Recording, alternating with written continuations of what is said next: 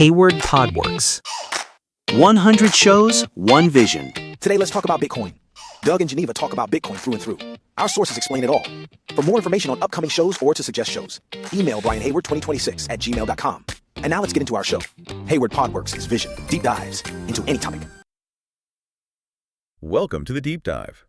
Today we're taking a whole mountain of sources. We've got articles, research papers, technical explainers, and we're going to distill exactly what you need to know about, well, probably the most talked about technology in modern finance, Bitcoin. It's such an essential topic. I mean, the trajectory is just astonishing when you step back and look at it. It really is. Think about it. This was a digital asset, dismissed as some kind of technical oddity when it was trading for literal cents. Then it breaches $1,000 back in 2013, and then it just soars past 10,000, 20,000, and way beyond. And now millions of people are curious. Right. But they want more than just the price chart, right? They need to know how the engine actually works. Exactly. So our mission today is really custom tailored for the learner. We're trying to move beyond all the hype. We're going to understand the foundational technology, the actual sources of its value, and, pretty critically, the practical steps of acquiring it and keeping it secure. And to do that, you have to start with the problem that its mysterious founder, Satoshi Nakamoto, was trying to solve way back in 2008. Okay, so before Bitcoin, there were other digital currencies, but they all failed. Why? Well, they all had this one major fatal flaw. It was called the double spending problem. Right, the classic Achilles heel of digital money. I mean, digital data is so easy to copy. So how do you stop someone from just, copying a digital $100 bill and spending it in two different places? In the traditional financial world, the solution is pretty easy. You just use a bank. A central authority. A central authority, yeah. They act as the trusted middleman. They make sure the money leaves account A before it shows up in account B. But, that completely defeated the whole purpose of creating a truly peer-to-peer digital cash system. The goal was freedom from those intermediaries. And it's fascinating because the creation of cryptocurrency wasn't just some, fun computer science project. Yeah. It seems to be a direct reaction to the weaknesses we see in traditional fiat currency. Oh, absolutely. If you connect this to the bigger picture, fiat currency is fundamentally vulnerable. It's vulnerable to political pressure, to manipulation. Central banks can print unlimited amounts of money. Which leads to inflation. Exactly. It erodes the purchasing power of your savings. Okay. So Nakamoto's 2008 white paper, the famous one, Bitcoin, a peer-to-peer electronic cash system, it offered a decentralized payment system that just sidestepped all of that. Okay, so let's unpack this. What are the core design pillars? How does Bitcoin actually counter that centralized fragility? It counters it with math and with decentralization. First, there's no single governing body. It's distributed all over the world. Second, it's open source and it's transparent, so anyone can go in and verify the rules. Nothing is hidden. Nothing. And most importantly, it uses these highly complex mathematical algorithms to regulate its creation and prevent fraud. It permanently solves that double spending issue we were talking about. And the scarcity factor? That's built right into the code from day one. Unlike, traditional currencies, Bitcoin has this hard, unchangeable cap. Only 21 million units can ever be created. That scarcity is the firewall against inflation. And for those of you who might be new to this, don't feel like you have to go out and buy a whole coin. That's a common misconception. Right, it's very accessible. Incredibly accessible because it's so divisible.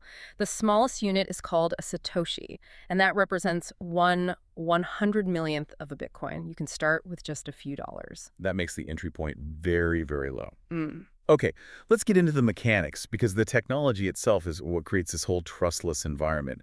We're talking about the blockchain. The blockchain is, it's Yeah. exactly what it sounds like. A chain of cryptographically linked blocks. It's this massive distributed public ledger, and it contains a permanent, unchangeable record of all transactions since the very first one. The Genesis block. The Genesis block, mined back in 2009. So if I send you a payment, what's the journey that payment takes through the network? Walk me through it. Okay, so your payment request is first broadcast out to all the network nodes, then groups of independent users that we call miners race to validate that transaction.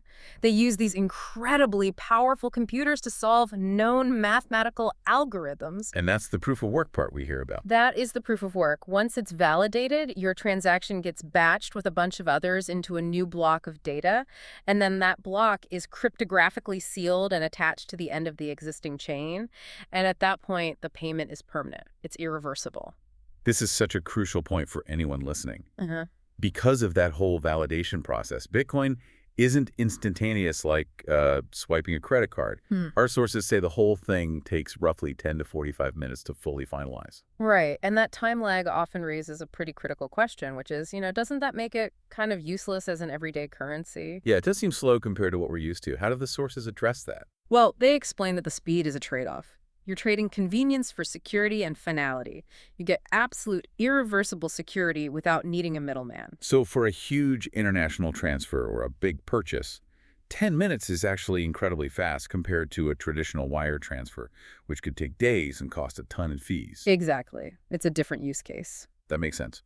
Now, let's talk a bit more about those miners. They sound, well, indispensable. They're the absolute lifeblood of the system. I mean, they dedicate massive amounts of computational power to securing the network and confirming all the transactions. And for doing this service, they get compensated How? in newly created Bitcoins, plus any transaction fees that are attached to the payments they confirm. And that compensation, that's regulated by one of the most brilliant parts of the design, the halving. It is a phenomenal deflationary mechanism. The reward for mining a new block gets cut in half, exactly in half, about every 4 years. It's specifically every 210,000 blocks. So the initial reward was 50 BTC. 50. And our source material, which was written just before the 2020 halving, noted the reward then was 12.5 BTC. And if we look at where we are now, the halving that happened around May of 2020, that reduced the reward again down to 6.25 BTC per block. Precisely. And that continuous reduction, it dramatically slows the rate that new coins enter the market. It ensures that the supply cap of 21 million is reached incredibly slowly, which just reinforces the asset's scarcity over time. And that constantly shrinking reward, that must drive up the mining difficulty, right? It forces miners to invest more and more into specialized hardware. It does. I mean, they move from using standard computer CPUs, then to high-end graphics cards, GPUs, and now they require these incredibly specialized chips called ASICs. Application-specific integrated circuits. Right, and these aren't general-purpose computers anymore. These are machines designed for one thing and one thing only. To solve that specific math problem. To solve the SHA-256 algorithm that Bitcoin uses. And as more miners join the network, the difficulty automatically adjusts itself to maintain that 10-minute block target.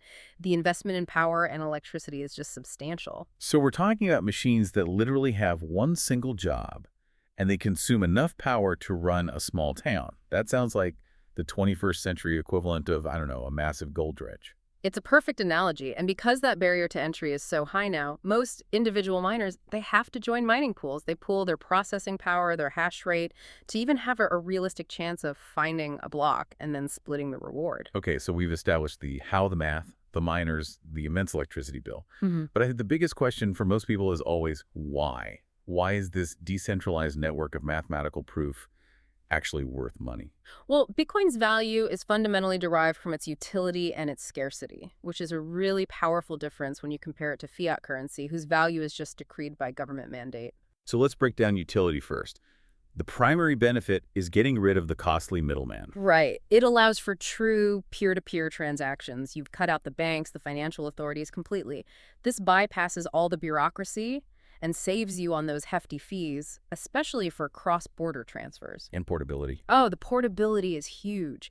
Imagine trying to transport, say, $1 million worth of physical gold or cash across a border. It's a security nightmare. It's physically heavy. You can hold millions of dollars of Bitcoin in a digital wallet on your phone. And the security is baked right into the system itself. It relies on a combination of public and private keys, which is this high-level encryption system that makes cheating the network mathematically impossible. And then you have scarcity. That 21 million cap is crucial, but the sheer effort involved also reinforces its worth. The complexity of the proof-of-work system requires just massive computing power and tremendous electricity. Our sources estimate that about $150,000 worth of electricity is used daily worldwide just by Bitcoin miners. Wait, hang on. $150,000 worth of electricity every single day. Every single day. And that massive constant investment of energy and hardware, that's exactly what makes the resulting asset valuable. It proves the work was actually done. It's a digital mimic of the difficulty of mining gold or diamonds. We hear so much about price volatility. The sources discuss two main viewpoints. First, there's the bubble argument. The the greater fool theory. Right. The idea that the price is only driven by the belief that some greater fool will come along and pay more for it later. But the other side, The more common counterpoint in the sources is that the volatility is simply because Bitcoin is a small, relatively young market. It just reacts dramatically to speculation, to fear, uncertainty, regulatory news. It's still in the process of price discovery. It's not necessarily a fundamental flaw, but at the end of the day, it's still basic supply and demand. like any other commodity. Okay, let's shift gears into the practical knowledge. If someone listening is convinced by the concept, how do you actually acquire and securely store this stuff? Well, today, acquisition is pretty straightforward. The easiest way is through regulated exchanges like a Coinbase or a Kraken. And as we said, you can buy those tiny fractional amounts, the Satoshis, for just a few dollars, so the entry barrier is low. You can also just earn it. Exactly. Get paid directly in Bitcoin for goods or services. Super convenient for freelancers or small businesses. You can just print a QR code. And a quick tip from the sources.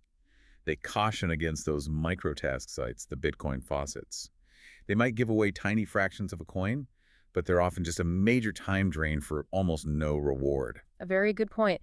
Now, once you have some Bitcoin, security becomes everything. And storing it isn't about holding a file on your computer. It's all about securing the private key. You should think of the private key not just as a password, but as the literal deed to your money. That's a powerful way to put it. And because the transactions are irreversible, if a hacker gets that private key, they can immediately transfer all of your funds. And your money is just gone forever. There's no bank, no customer service you can call. On you. So protecting that key is paramount. And this is where we get into the difference between wallet types, hot versus cold storage. Right. Hot wallets are the most convenient. They're your mobile or desktop wallets, always connected to the internet. They allow for quick, easy transactions, but their private keys are stored online, Which makes them vulnerable. highly vulnerable to breaches. They should really only ever be used for small transactional amounts, like your pocket cash. For any serious savings, you need a cold wallet. And those are disconnected from the internet. Completely. Cold storage can be as simple as printing your key on a piece of paper, a paper wallet, which is great for, long-term vault storage. But the consensus safest option today is the hardware wallet. Which looks kind of like a secure USB stick. Exactly. They generate the private keys offline and they sign transactions without ever exposing those keys to the live internet. So the best strategy is really a combination of the two. Cold storage for your savings, a hot wallet for spending. That's the way to do it. Let's pivot to the investment side of this and how businesses are starting to adopt it. For a new investor, what's the best way to get in and manage all that risk? Well, for beginners, the best method is almost certainly dollar cost averaging, or DCA. This just means buying at regular fixed intervals, say every week or every month, no matter what the current price is. It spreads out the risk and it eliminates the stress of trying to time the market. Which is the alternative, right? Yeah. Lump sum investing. It's way riskier because you're forced to try and predict the lowest price point before you jump in. And the core strategy, regardless of your method, is just patience and discipline. You cannot panic sell when the price drops. And most importantly, and we have to stress this, only invest what you can afford to lose. Never, ever use your essential savings, retirement, emergency funds for a volatile asset like this. Now, for business adoption, the number one fear for any merchant is that price volatility. They sell a product for, say, $100 in Bitcoin. They don't want it to be worth $80 the next day. And that problem has been entirely solved by payment processors. Services like BitPay, they will instantly convert the incoming Bitcoin to fiat currency, USD, euros, whatever the business wants, before it even hits their bank account. So they're completely shielded from the volatility risk. Completely. And the benefits for merchants who do accept crypto are massive. First, there is zero risk of chargebacks. Since confirmed transactions are irreversible, the merchant has this unparalleled protection compared to credit cards or PayPal. And the fees. The fees are negligible. Credit card fees are, 3 to 4%? So on a $1,000 sale, a merchant loses $30 or $40. With Bitcoin, that same transaction might cost the equivalent of cents, maybe $1 in minor fees. And finally, it just instantly opens them up to this global, borderless Bitcoin community, which can lead to more sales, especially from regions or countries that are often rejected by traditional payment gateways because of fraud risk. So this has really been a deep dive into the mechanics of decentralized value. I think we've established that Bitcoin is so much more than just digital money. It's a decentralized, math-based system that really solved the trust problem of digital cash. And its value is rooted in absolute scarcity, backed by proof of work, and its utility is in providing fast, cheap, and irreversible transactions. You got it. But we have to leave you with a reminder.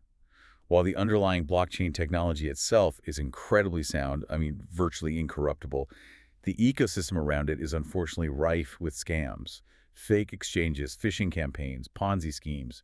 They're all designed to steal your private keys. Due diligence is not optional. If an investment offer sounds way too good to be true, it absolutely is. The biggest risk you take isn't in the asset, it's in how you store and secure that critical private key. And here's where it gets really interesting. This is the thought we want to leave you with. The true long-term revolution might not actually be Bitcoin the currency, but the underlying blockchain technology that powers it. Major organizations, we're talking massive banks and governments, are now exploring specialized blockchains like Ethereum for automated smart contracts and Hyperledger for supply chain transparency. So if the very foundation of trust can be solved entirely with math, what system in your life, whether it's financial, legal, or organizational, currently relies on a costly, slow, and often corruptible middleman that the blockchain could soon eliminate? Hayward Podworks. 100 shows, one vision. All right, this is Hayward Podworks, and that's today's episode. If this helped you, do me a favor, hit follow, leave a quick rating, and share it with one person who'd get value. Want the extras, links, and new drops? Check the show notes. Until next time, stay sharp, stay consistent, and keep building. Hayward Podworks. We'll talk soon.